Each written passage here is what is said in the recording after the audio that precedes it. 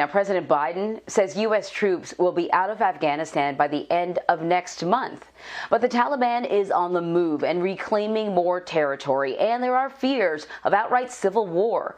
Charlie D'Agata is in Kabul, where he spoke with the top U.S. diplomat about possible dangers at the U.S. Embassy.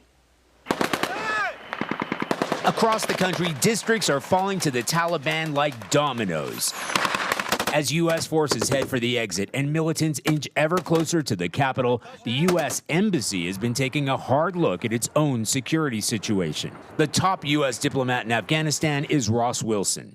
We have added some additional quick reaction capabilities in the event that something happens. I mean, worst case scenario, evacuation plans in place? At this point, I don't think it's imminent. Planning for evacuations in any post like this is serious business. It's only a few short miles from the U.S. Embassy to the airport, but on the streets of Kabul, if it came to an emergency evacuation extracting thousands of staff, the roads are a no-go. The only way is up. Even now, American diplomats shuttle back and forth by helicopter. But what if the compound gets stormed? There's going to be no circumstance where you see people being lifted off the roof of an embassy of the United States from Afghanistan. The Saigon moment the president was referring to, the emergency airlift of Americans from the then capital of Vietnam in 1975. More recently, the storming of the U.S. consulate in Benghazi, Libya, that left 4 Americans dead, including U.S. Ambassador Chris Stevens. No one here believes that moment is imminent, but even tightening the noose around the capital is a concern. We're concerned about Taliban moves to gain control over some of the highways that are important points of supply for our embassy. Now, the Taliban say they have no intention of taking Kabul by force or storming the U.S. Embassy, but they consider all foreign forces left behind as invaders and therefore legitimate targets. Anne-Marie? Wow.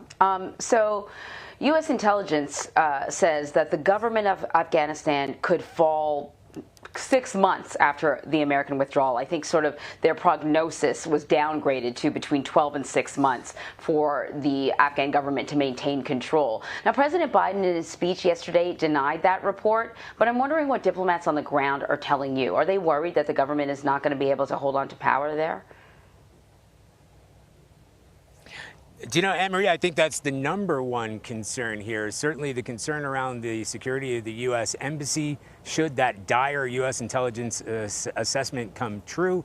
And then, of course, the concern about the Afghan government itself flopping. There's lots of work being done. I mean, at very high levels between the U.S. Embassy, the diplomats there, and this Afghan government, because there are deep divisions within the Afghan government. But the number one concern right now is the speed at which the Taliban has been progressing, this offensive that has gone right through the rural areas and is now surrounding some of the provincial capitals and starting to encircle Kabul itself. And it's not just, as you saw in that report, it's not just a question of maybe storming the embassy, which is the Taliban say they're not going to do that, not just the U.S. Embassy, but any diplomatic missions here. They have no intention of doing that, no intention of taking Kabul by force, if you believe them. However, they are certainly going to be breathing down the neck of this Afghan government. And the concern here is not only making that the Afghan government find some sort of peaceful resolution with the Taliban, but they find peaceful resolution within the Afghan government itself in order to put forward a sort of unified government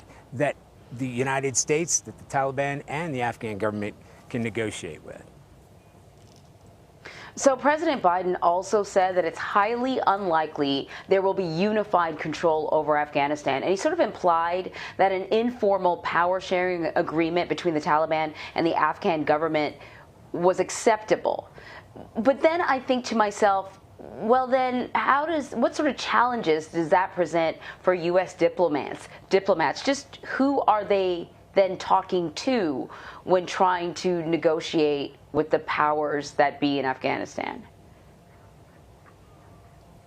Well, Anne-Marie, I think we just have to rewind just a little bit. We are at this situation now because the Trump administration was negotiating with the Taliban in Doha. They weren't negotiating with the Afghan government because the Taliban refuses to negotiate with the Afghan government.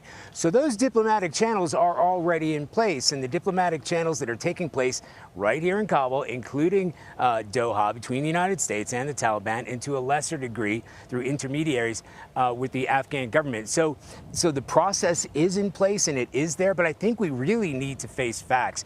I was watching that speech or listening to that speech last night with President Biden. He was asked, do you trust the Taliban? In a way, to some degree, you really have no choice. They have the upper hand militarily. They're taking over the territory here. The Afghan government realized that they and their Afghan forces are on the back heels.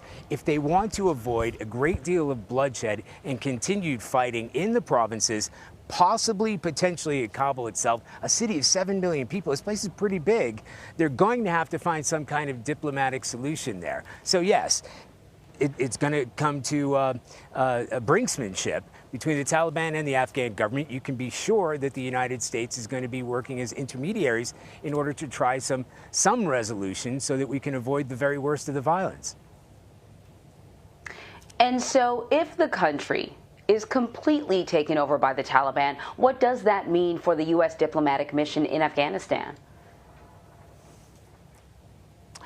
Well, you know, that's the key question. That's the what if, and that's kind of the worst case scenario, because what essentially you're talking about is overthrowing the Afghan government.